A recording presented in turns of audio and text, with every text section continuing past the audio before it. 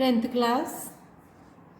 तो बच्चों, हिंदी क्षितिज में हम कल पढ़ रहे थे, मोहन राकेश का पाठ पढ़ रहे थे, आखिरी चट्टान में हमने पढ़ लिया था। अब इसका शेष भाग है। यहाँ से सूर्य का गोला पानी की सतह को छू गया, पानी पर दूर तक सोना ही सोना ढुल आया, पर वह रंग इतनी जल्दी बदल गया कि किसी भी एक क्षण के लिए उसे एक नाम दे सकना संभव था। सूर्य का गोला जैसे एक बेबसी में पानी के लावे में डूबता जा रहा था। धीरे धीरे वह पूरा डूब गया और कुछ क्षण पहले जहाँ सोना बह रहा था वहाँ अब कैसा लगने लगा, जैसे लहू बहता नजर आने लगा। कुछ और क्षण बीतने पर वह लहू भी धीरे धीरे बैंजनी और बैंजनी से काला पड़ गया। मैंने फिर एक बार मुड़कर दाईं तरफ पीछे देखा।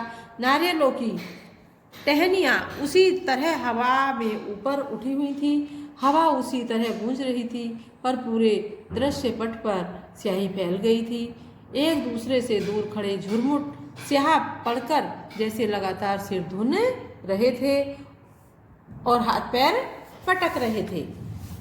मैं अपनी जगह से उठ खड़ा हुआ और उस मुठ्ठिया भीजता खोलता कभी उस तरफ और कभी समुद्र की तरफ देखता रहा। क्या कहते हैं?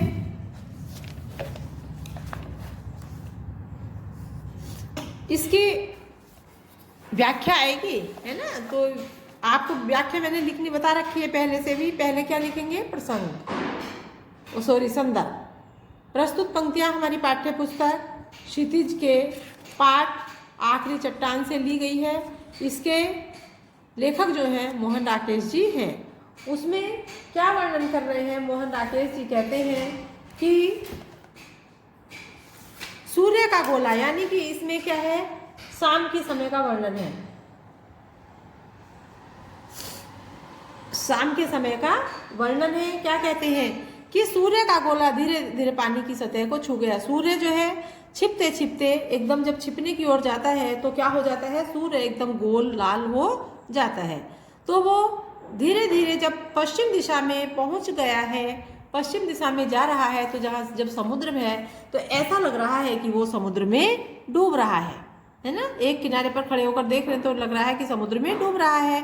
पानी पर दूर दूर तक फिर कैसा लग रहा है, जब सूर्य का प्रकाश, डूबते हुए सूर्य का प्रकाश पानी की सतह पर पड़ रहा है तो ऐसा लग रहा है पानी का रंग जैसे कि पूरे समुद्र में किसी ने सोना बिखेर दिया हो, ढुल गया हो। सोना ही सोना ढुलाया, यानी कि सोना बिखेर दिया गया हो।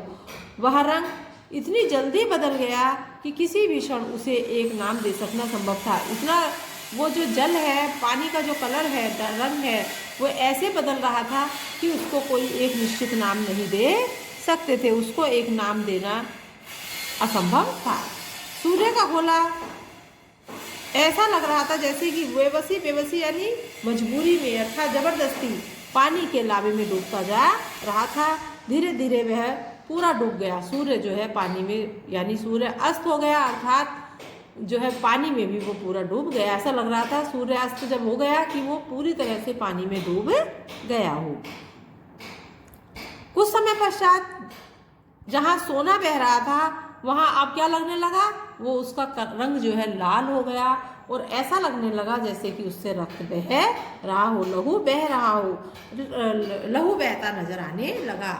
कुछ ही क्षण बीतने पर लहू भी धीरे धीरे बैंजनी और बैंजनी से फिर काला पड़ गया, अर्थात सूर्यास्त होकर धीरे धीरे अंधेरा होने लगा और काला पड़ने लगा। लेखक ने जब अपने दाईं ओर मुड़कर देखा तो नारियल की टहनियाँ उसी तरह हवा में उड़ रही थी, हवा उसी तरह गूंज रही थी, यानी जैसी पहले हो रही थी। यानी पूरे दृश्यपट पर स्याही फैल गई थी, अर्थात दृश्यपट यानी देखने में उसको ऐसा लग रहा था कि पूरे में कालीमा छा गई थी, अर्थात अंधेरा हो गया था। एक दूसरे से दूर खड़े झुरमुट स्याह पड़कर जैसे लगातार सिर धुन रहे थे, यानी बिल्कुल जो है अंधेरा हो गया था। झुरमुट हो सा जो था वो अब जो जहाँ था अपने आप में वो वहीं पर खड़ा रह गया था।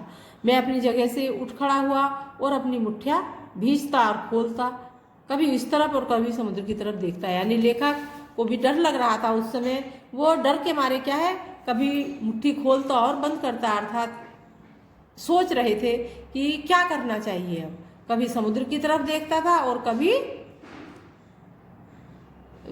यानी वो बार बार समुद्र की तरफ देख रहा था कि अब यहाँ रुकना भी रात्रि में ठीक नहीं है, अब वो किधर जाए, क्योंकि वहाँ टीला था, टीले पर भी नहीं जा सकता था, ऊपर भी नहीं चढ़ सकता था। रात में टीला पर अंधेरा हो गया था और समुद्र के किनारे चल रहा था तो समुद्र में पानी बढ़ रहा था। इसलिए जो है लेखक डरा हुआ था, सहमा हुआ था और अपनी मुट्ठी खोल रहा था और बंद कर रहा था। अचानक ख्याल आया कि मुझे वहाँ से लौट कर भी जाना है। इस ख्याल से ही शरीर में कपकपी भर गई, यानी लेखक जो है डर गया। दूर सैंड हिल की तरफ देखा। उसके थोड़ी दूर क्या थी, सैंड हिल थी। हिल माने एक पहाड़ी थी, है ना, सैंड हिल। वहाँ स्याही में डूबे हुए कुछ धुंधले रंग का हिलते नजर आ रहे थे, यानी वहाँ भी अंधियारा था, एकदम अंधेरा था, कुछ भी वहाँ नजर नहीं आ रहा था।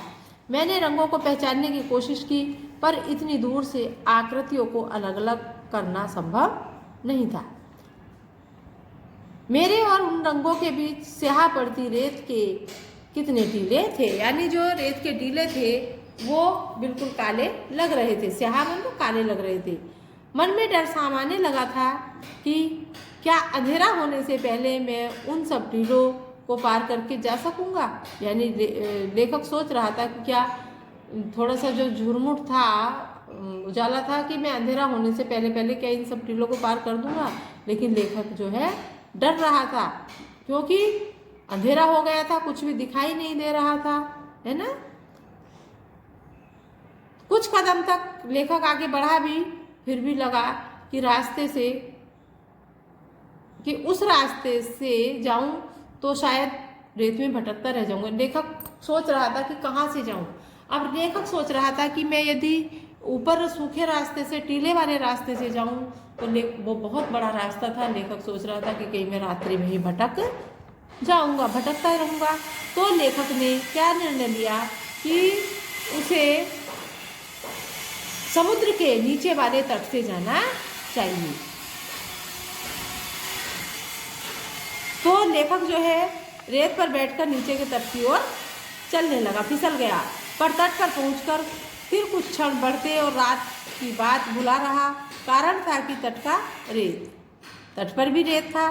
यूं पहले भी समुद्र तट पर कई रंगों की रेत देखी थी, सुरमई, खाकी, पीली, लाल, यानी समुद्र तट पर बहुत सारे रंगों की रेत पहले भी देखी थी, होती है ना, जिसमें खाकी रंग है, पीला रंग है, लाल रंग है। मगर जैसे रंग उस रेत में थे वैसे पहले नहीं देखे थे, पहले कभी भी रेत में नहीं देखे थे। कितने ही अनाम रंग थे, अनाम जिनका कोई नाम नहीं था, ऐसे रंग थे जिनको ये नहीं कहा जा सकता ये ऐसे हैं। एक एक इंच पर एक दूसरे से अलग और एक एक रंग की कई रंगों की झलक लिए हुए थे। रेतों का वहाँ कई कलर थे, बहुत सारे कलर थे, है ना। काली घटा और घनी लाल आंधी को मिलाकर रेत के आकार में ढाल देने से रंगों के जितनी तरह के अलग अलग सम्मिश्रण पाए जा सकते हैं वे सब वहाँ थे, और उनके अतिरिक्त भी बहुत से रंग थे। मैंने कई अलग अलग रंगों की रेत को हाथ में लेकर देखा और मसल कर नीचे गिर जाने दिया। जिन रंगों को हाथों से नहीं छू सका उन्हें पैरों से मसल दिया। मन था कि किसी तरह हर रंग की थोड़ी थोड़ी रेत अपने पास रख लूं, पर उसका कोई उपाय नहीं था। यह सोचकर कि फिर किसी दिन आकर उस रेत को बटोरूंगा, मैं उदास मन से वहां से आगे निकल गया। क्योंकि क्या है इसमें कि रेत तो बहुत सारी थी, बहुत सारे कलर थे, लेखक को सभी रेत अच्छी लग रही थी।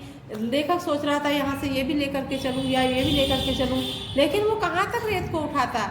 इसलिए जो है उदास मन से वो आगे बढ़ गया, ये सोचकर कि चलो फिर कभी आऊँगा। अब क्या था, लेखक समुद्र के किनारे किनारे चल रहा था। फिर क्या हुआ, समुद्र में पानी बढ़ रहा था, तट की चौड़ाई धीरे धीरे कम होती जा रही थी। जब समुद्र में पानी ऊपर बढ़ता जा रहा है तो जो समुद्र का तट है वो तो कम होगा ही, है ना। तो लेखक को बहुत डर लग रहा था। लेखक को अचानक, सहसा माने अचानक, खतरे का एहसास हुआ। मैं जल्दी जल्दी चलने लगा। तट का सिर्फ 3-3, 4-4 फुट हिस्सा पानी से बाहर रह गया था। लग रहा था कि जल्दी ही पानी उसे भी अपने अंदर समा लेगा। एक बार सोचा कि खड़ी रेत से होकर फिर ऊपर चला जाऊं, पर यह स्याह पड़ती रेत इस तरह दीवार की तरह उठी थी कि उस रास्ते के ऊपर जाने की कोशिश करना बेकार था। क्या कहते हैं, लेखक जो है समुद्र के किनारे किनारे चल रहा था, तो धीरे धीरे पानी चढ़ रहा था और पानी जो है लेखक के पैरों को छू रहा था। इतना पानी चढ़ गया था कि जो समुद्र तट है ना, वो केवल 1-2 फुट ही, 2-3 फुट ही मतलब थोड़ा सा बचा हुआ था चलने के लिए। लेखक को डर लग रहा था कि कहीं और पानी चढ़ गया, है ना, बहुत खतरा लेखक के मन में समाया हुआ था। तो लेखक जो है और जल्दी जल्दी दौड़ने लगा। फिर क्या किया लेखक ने, फिर भी लेखक के जो पैरों में नीचे पानी आ गया, तो लेखक ने जूता उतार कर हाथ में ले लिया और लहरों से बच कर के, यानी बहुत तेज तेज जो है दौड़ा, जैसे सचमुच वह मुझे अपनी चपेट में लेने आ रही हैं लहरें। सामने एक ऊंची चट्टान थी। वक्त पर अपने ही संभलने की कोशिश की, फिर भी उससे टकरा गया। उस चट्टान से बाहों पर हल्की खरोंच आ गई, पर ज़्यादा चोट नहीं आई। चट्टान पानी के अंदर तक चली गई थी। उसे बचाकर आगे जाने के लिए पानी में उतरना आवश्यक था, पर उस समय पानी की तरफ पांव बढ़ाने का मेरा साहस नहीं हुआ। मैं चट्टान की नोकों पर पैर रखता हुआ, जो चट्टान बनी हुई थी उसके क्या है सिरों पर, नोकों पर पैर रखता हुआ उसके ऊपर पहुंच गया। सोचा नीचे खड़े रहने की अपेक्षा अधिक सुरक्षित रहेगा ऊपर जाकर के, पर ऊपर पहुंचकर लगा जैसे मेरे साथ एक मजाक किया गया है। चट्टान के उस तरफ तट का खुला फैलाव था, लगभग 100 फुट का। कितने ही लोग वहाँ टहल रहे थे। ऊपर सड़क पर जाने के लिए वहाँ से रास्ता भी बना हुआ था। मन में डर निकल जाने के बाद मुझे अपना जो आप काफ़ी हल्का महसूस होने लगा। यानी जब लेखक का डर खत्म हो गया तो क्या है, लेखक को बहुत हल्का महसूस होने लगा। ये दोनों जो व्याख्या है बड़ी महत्वपूर्ण है। ये एक तो ये सूर्य का गोला यहाँ से यहाँ तक, ये भी महत्वपूर्ण है, और ये व्याख्या भी। इन व्याख्याओं को आप अपनी कॉपी में कर दीजिएगा।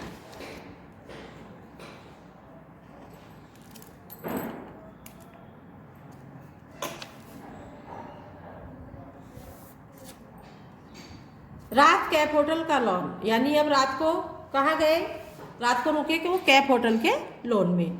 अंधेरे में हिंद महासागर को काटती हुई स्याह लकीरें, एक पौधे की टहनियाँ, नीचे सड़क पर टॉर्च जलाता बुझाता एक आदमी, दक्षिण पूर्व में के क्षितिज में एक जहाज का मंदी सी रोशनी थी। यानी ये वहाँ की स्थिति थी।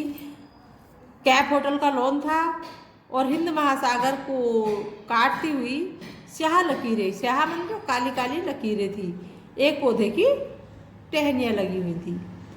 नीचे सड़क पर टॉर्च जलाता बुझाता एक आदमी वहाँ आया और दक्षिण पूर्व के क्षितिज में एक जहाज की मंदिर सी रोशनी उसमें जो है हो रही थी। ऐसा वहाँ का दृश्य था।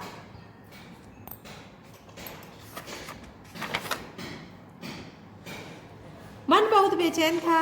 बिना पूरी तरह भीगे सूखती मिट्टी की तरह जगह मुझे इतनी अच्छी लगी कि मन था कि अभी कई दिन, कई सप्ताह यहीं पर रहूं, पर अपने भुलक्कड़पन की वजह से एक ऐसी मतलब ये हिमाकत कर आया था कि लग रहा था कि वहाँ से तुरंत लौट जाना पड़ेगा।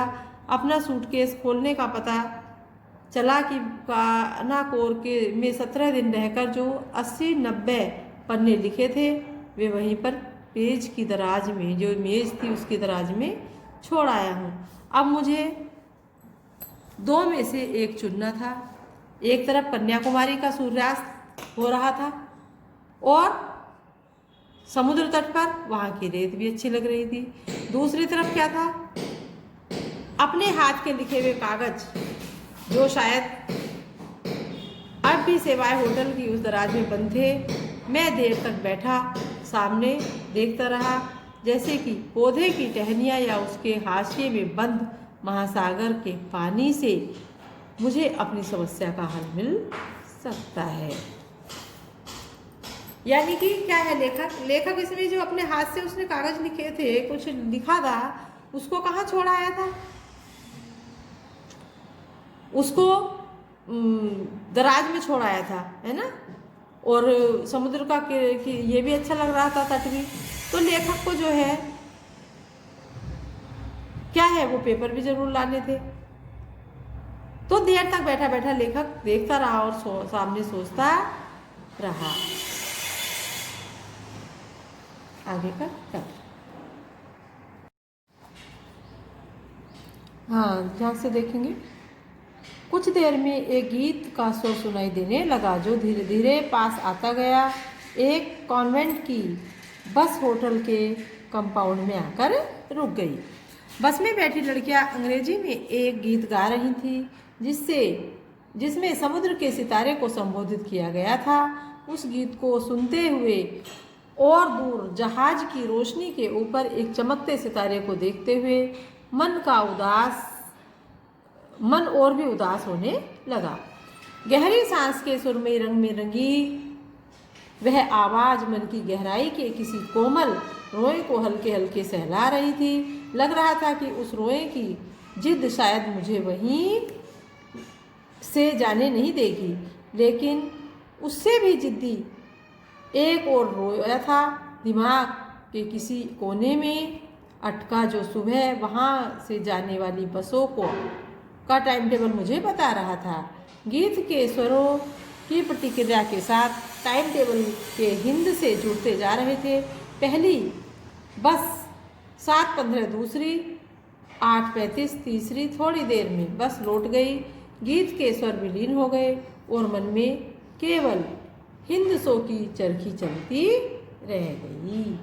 क्या कहते हैं लेखक कहते हैं कि कुछ देर में जब लेखक चलता जा रहा था, है ना, अंधेरी रात थी, तो थोड़ी देर में गीतों का स्वर सुनाई देने लगा और वो धीरे धीरे जो है लेखक बढ़ता गया। वो धीरे धीरे वो स्वर जो है, वो जो आवाज़ है, सुरीली आवाज़ है, वो उसके पास आने लगी। कहाँ से आ रही थी वो आवाज़? तो वहाँ पर आकर के एक कॉन्वेंट की बस होटल के कंपाउंड में आकर रुक गई। एक कॉन्वेंट बस आई हुई थी, तो वो कंपाउंड में आकर के रुक गई। उसमें लड़कियां बैठी थी, अंग्रेजी के गीत गा रही थी, है ना, जिसमें समुद्र के सितारों को संबोधित किया गया था। उस गीत को सुनते हुए दूर जहाज से रोशनी के ऊपर एक चमकते सितारे को देखते हुए मन और उदास होने लगा।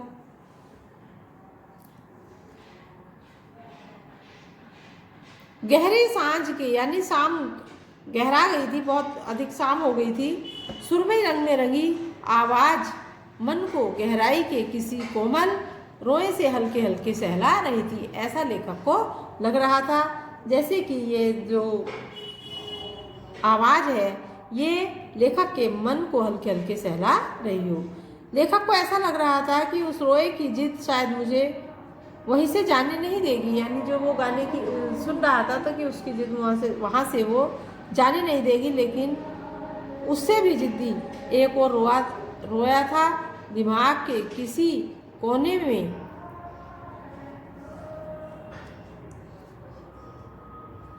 अटका जो सुबह वहाँ से जाने वाली बसों का टाइम टेबल, यानी लेखक का जो है ध्यान दूसरी ओर अटक गया, यानी कहाँ, जो टाइम टेबल बता रहा था बसों के जाने का। गीत के स्वरों की प्रतिक्रिया के साथ टाइम टेबल के हिंद से जुड़ते जा रहे थे। पहली बस 7:15, दूसरी 8:35, तीसरी। थोड़ी देर यानी वो बसों का जो समय है वो बता रहा था। ये व्याख्या अपनी कॉपी में कर लेना, बड़ी महत्वपूर्ण व्याख्या है। और एक ये है इस पेज पर, ये भी आप कर लेना, सूर्य का गोला, ये वाली।